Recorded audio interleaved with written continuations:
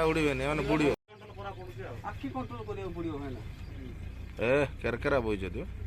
ରାଜ୍ୟ ସରକାରଙ୍କ ଦ୍ୱାରା ପକ୍ଷୀ ଗଣନା କାର୍ଯ୍ୟକ୍ରମ ଆରମ୍ଭ ହୋଇଥିବା ବେଳେ କନ୍ଧମାଳ ଜିଲ୍ଲାର ବାଲିଗୁଡ଼ା ବନାଞ୍ଚଳ ମଧ୍ୟ ପକ୍ଷୀ ଗଣନାରେ ସାମିଲ ହୋଇଛନ୍ତି ଏବଂ ସେଇ କିଭଳି ଭାବେ ପକ୍ଷୀ ଗଣନା ଚାଲିଛି ଏବଂ କୋଉ କୋଉ ମାନେ ଏଥିରେ ସାମିଲ ଅଛନ୍ତି ଆଉ କେତେ ଜାତିର ପକ୍ଷୀ ସେମାନେ ଗଣନା କରିସାରିଛନ୍ତି ଆସନ୍ତୁ ସିଧାସଳଖ ଯେଉଁ ନିୟୋଜିତ ଅଛନ୍ତି ବନ ଅଧିକାରୀ ସେମାନଙ୍କୁ ତାଙ୍କୁ ସିଧାସଳଖ ପଚାରିବା। ଆପଣଙ୍କୁ ନଖେ ନ୍ୟୁଜକୁ ସ୍ୱାଗତ କରୁଛି।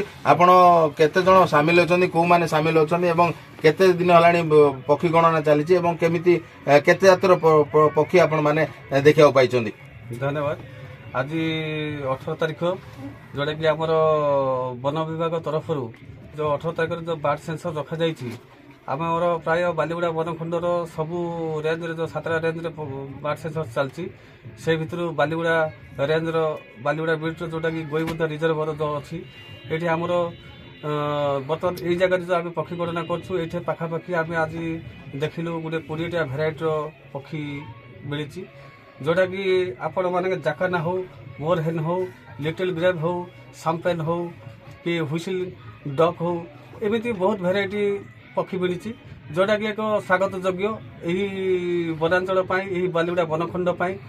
ଆଉ ଆମେ ଆଗାମୀ ଦିନରେ ଯେପରି ଏଇଠିର ପକ୍ଷୀ ସଂଖ୍ୟା ବଢ଼ନ୍ତି ସେ ପ୍ରତି ନିଶ୍ଚୟ ଭାବେ ଧ୍ୟାନ ଦେବୁ ଏବଂ ଆଜି ଯେଉଁ ଓଡ଼ିଶା ସାରା ଯେଉଁ ପକ୍ଷୀ ଗଣନା ଚାଲିଛି ସେ ଭିତରେ ଆମେ ମଧ୍ୟ ନିୟୋଜିତ ଅଛୁ।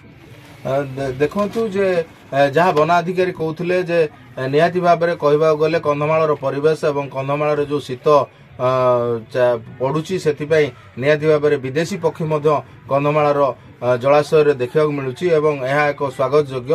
ଆଉ କିଭଳି ଭାବରେ ଆଗାମୀ ସମୟରେ ଏହି ଜଳାଶୟକୁ ପକ୍ଷୀମାନେ ଅଧିକରୁ ଅଧିକ ଆସିବେ ଏବଂ ବିଦେଶୀ ପକ୍ଷୀ ମଧ୍ୟ ଆସିବେ ସେ ନେଇ ସେମାନେ ସଚେତନତା କରୁଥିବା ନେଇ ସେମାନେ ସୂଚନା ଦେଇଛନ୍ତି ଏବଂ ନିହାତି ଭାବରେ କନ୍ଧମାଳର ବାଲିଗୁଡ଼ା ପାଇଁ ଏକ ଶୁଭ ଦିନ ଏବଂ ଶୁଭ ସମୟ ବୋଲି କହିଲେ ଅତ୍ୟୁକ୍ତି ହେବ ନାହିଁ ଏବଂ ପର୍ଯ୍ୟଟକମାନେ ଆସନ୍ତୁ ଏବଂ କନ୍ଧମାଳର ଯେଉଁ ବିଦେଶୀ ପକ୍ଷୀ ଆସୁଛନ୍ତି ସେମାନଙ୍କୁ ମଧ୍ୟ ଦେଖିବାର ସୁଯୋଗ ନିଅନ୍ତୁ। କନ୍ଧମାଳ ଜିଲ୍ଲା ବାଲିଗୁଡ଼ାରୁ ମନୋରଞ୍ଜନ ରାୟ, ନକ୍ଷତ୍ର ନ୍ୟୁଜ୍।